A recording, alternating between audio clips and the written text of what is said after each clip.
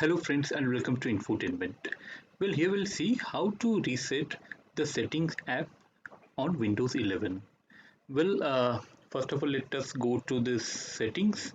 For that, you have to simply click on Windows and here you can get settings. Or else what you can do is simply type settings here. You can see the settings will open. So here you don't have to click on settings, rather you have to right click on settings and go to app settings. Once you go here, it will take you to this window, and here in this window you can simply scroll down to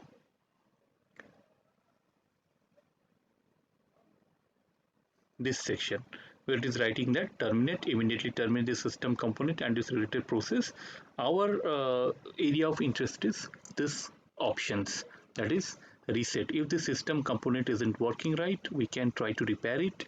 The system component data won't be affected. So first try to repair this.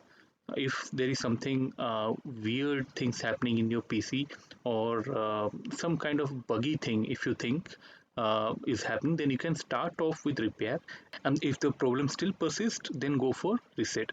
If the system component still isn't working right, reset it. The system component's data will be deleted, but here the data of the component will be deleted.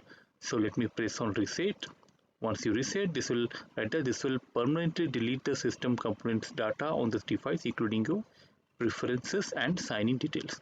So here you have to be careful that you have tried all other options, and if it is not working, then you hit this reset button, and after that your system component or setting app will be reset. Actually, this resetting helps in clearing out a lot of bugs or a lot of apps performing weirdly, or suddenly if the app is closing down or something is happening on your PC which you think that perhaps a resetting of this setting app will correct it, then go for this option and reset it. So this is how you go to resetting.